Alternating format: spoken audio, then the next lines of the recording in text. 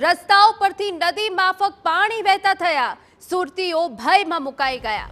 હવામાન વિભાગની આગાહી મુજબ સુરત શહેરમાં ચોમાસાની ધમાકેદાર શરૂઆત થઈ છે। સવારથી ધમધોકાર વરસાદથી અનેક વિસ્તારોમાં જળબંબાકારની સ્થિતિ સર્જાઈ છે। ઠેર ઠેર રસ્તાઓ બંધ થવાના કારણે ટ્રાફિક જામના દ્રશ્યો સર્જાયા છે।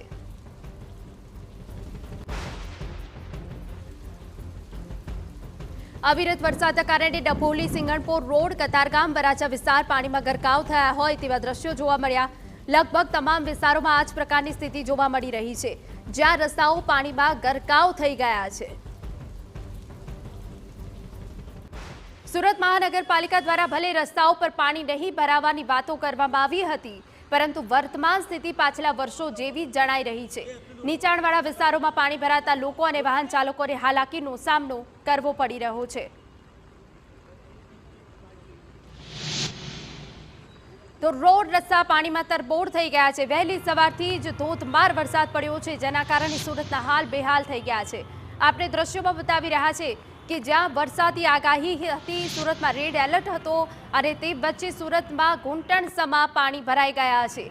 સુરતની હાલ જે સ્થિતિ છે તે જોતા લાગી રહ્યું છે કે પ્રી મોન્સૂન કામગીરી માત્ર કાગળ પર રહી છે, કોઈ જ એ વ્યવસ્થા કરવામાં નથી આવી। આ તરફ Adajan LP Savani park canal road પર આવેલી કોઈ પાસે પાણી ભરાઈ જતા સ્કૂલેથી બાળકોને લઈને જતા વાલીઓ હાલાકીમાં મુકાયા। પિતાએ બાળકને ખભે બેસાડી વરસાદી પાણીથી બચાવ્યું। ઠેર ઠેર પાણી ભરાતા લોકોને ભારે સમસ્યાનો સામનો કરવો પડ્યો।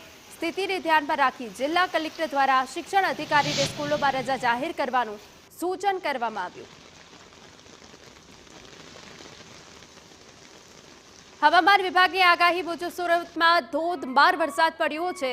સમગ્ર જિલ્લામાં સતત વરસાદથી જળબંબાકારની સ્થિતિ સર્જાઈ। ઓલપાડના કીમ વિસ્તારમાં અનરાધાર વરસાદ પડ્યો। અમૃતનગર સહકારી જીન સહિતના નીચાણવાળા વિસ્તારોમાં પાણી ભરાયા। કેમ રેલવે ઓવરબ્રિજના સર્વિસ રોડ પર પણ પાણી ભરાયા। મુખ્ય રસ્તાઓ પર પાણી ભરાતા વાહન ચાલકો અટવાયા।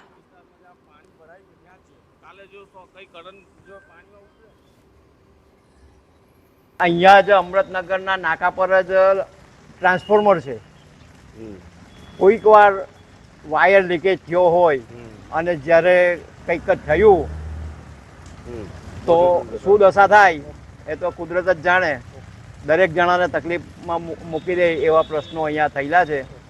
ઘણી વખત રજૂઆત કરી કે તમે અહીંયાથી પાણીનો નિકાલ કરો, ગટર લાઈન બનાવો, પણ એ લોકો કોઈ વાત આપણી ધ્યાનમાં લેતા નથી।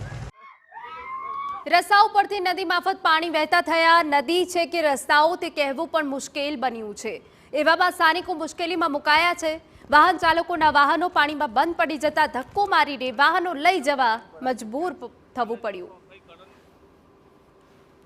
સુરત જિલ્લામાં હવામાન ખાતાએ કરેલી આગાહી મુજબ સુરત જિલ્લામાં વહેલી સવારથી ધોધમાર વરસાદ વરસી રહ્યો છે, જેને લઈને નીચાણવાળા વિસ્તારોમાં પાણી ભરાવાનું શરૂ થઈ ગયું છે।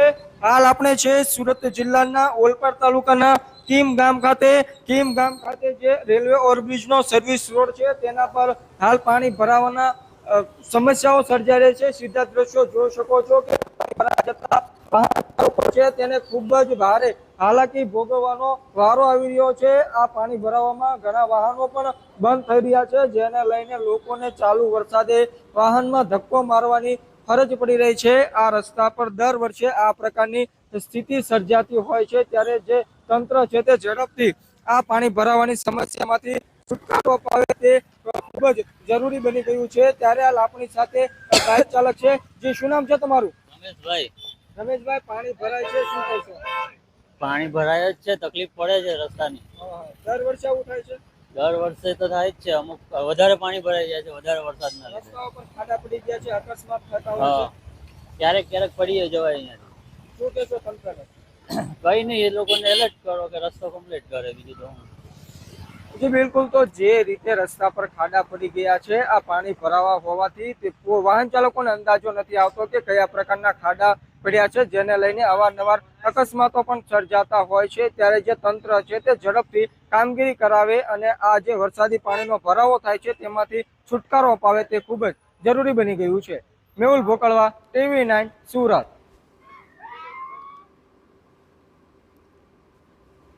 તો આપણે એ દ્રશ્યો બતાવી રહ્યા છે કે જ્યાં સુરતમાં વહેલી સવારથી ભારે વરસાદ પડ્યો હતો, વાહન ચાલકો અટવાયા હતા, ખાસ કરીને જે વિદ્યાર્થીઓ સ્કૂલે ગયા હતા તે વિદ્યાર્થીઓને પરત ફરવામાં હાલાકી પડી હતી।